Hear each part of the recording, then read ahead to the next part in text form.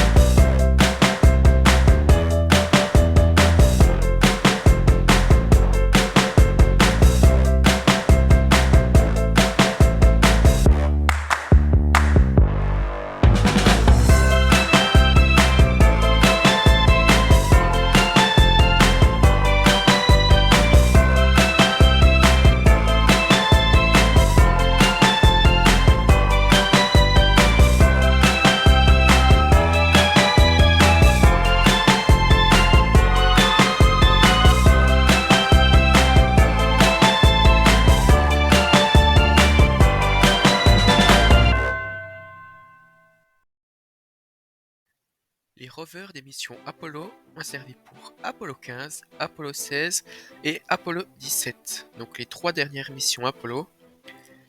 Et pour cela, il a fallu les envoyer sur la Lune.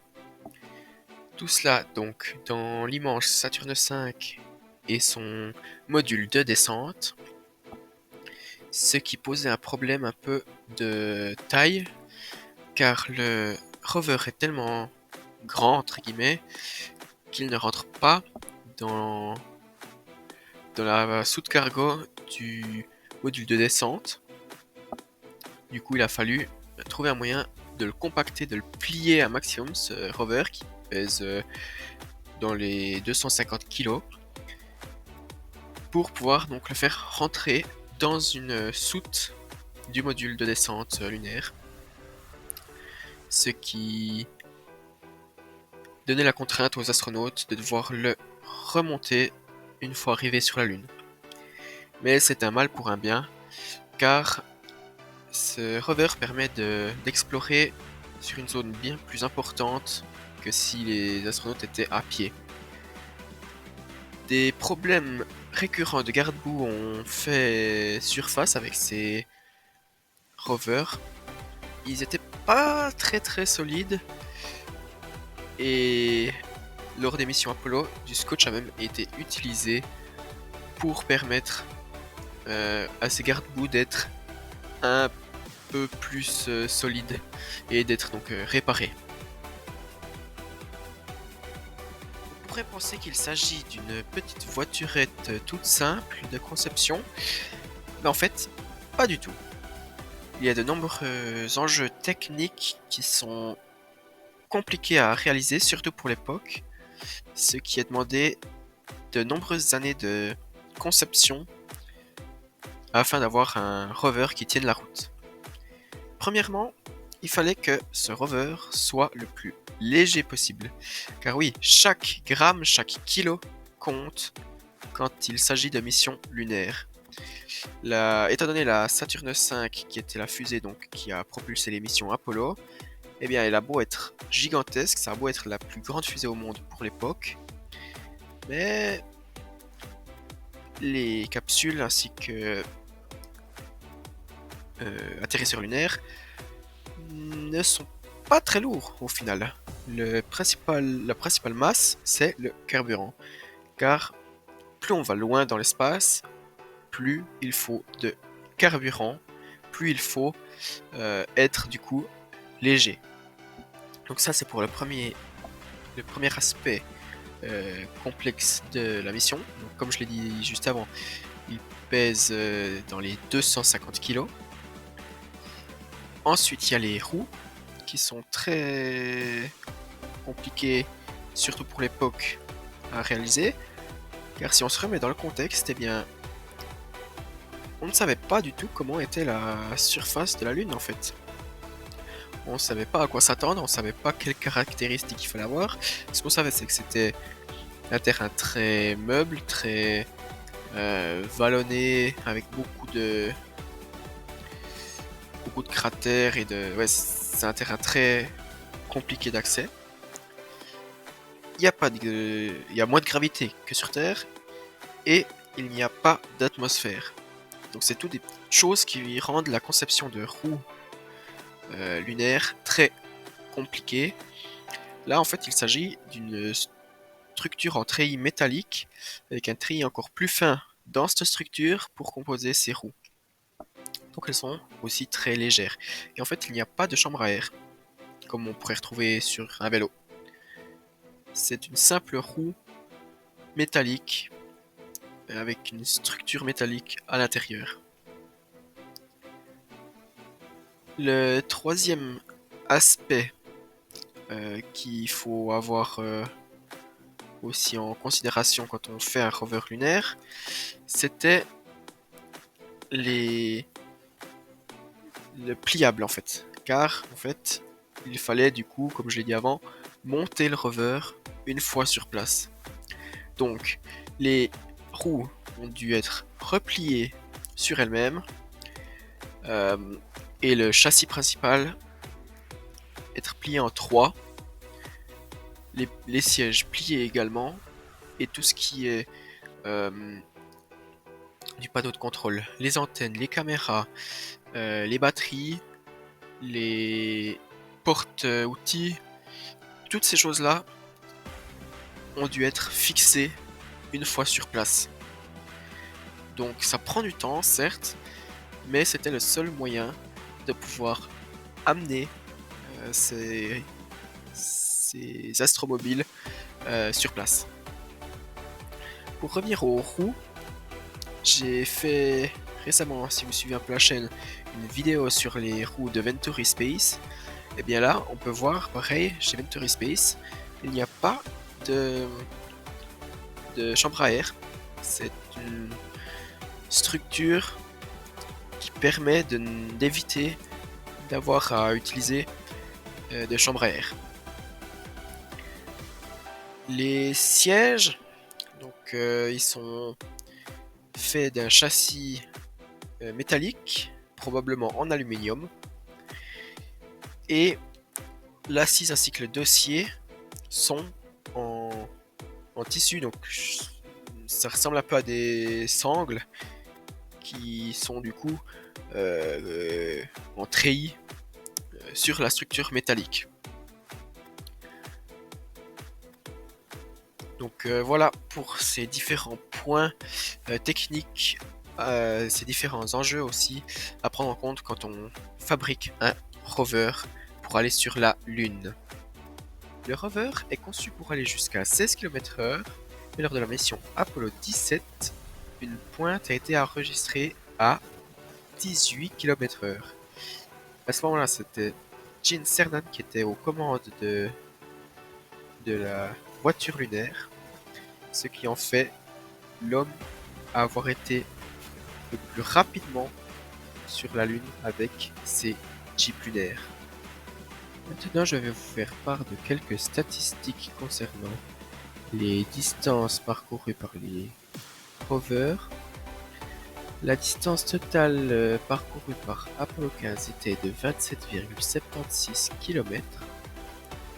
Lors d'Apollo 16, la distance était de 26,55 km et un record pour Apollo 17 de 35,89 km. Le temps total d'activité du rover d'Apollo 15 était de 3 heures et 2 minutes, 3 heures 26 minutes pour Apollo 16 et un record pour Apollo 17 de 4 heures et 26 minutes.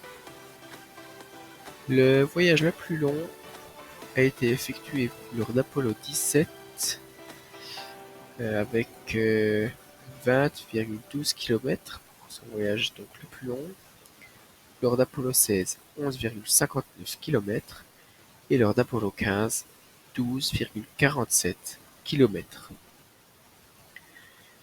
L'éloignement maximal avec le LEM, donc le module lunaire, lors d'Apollo 15 était de 5 km, lors d'Apollo 16 de 4,5 km et encore un record pour Apollo 17 et c'est 7,6 km.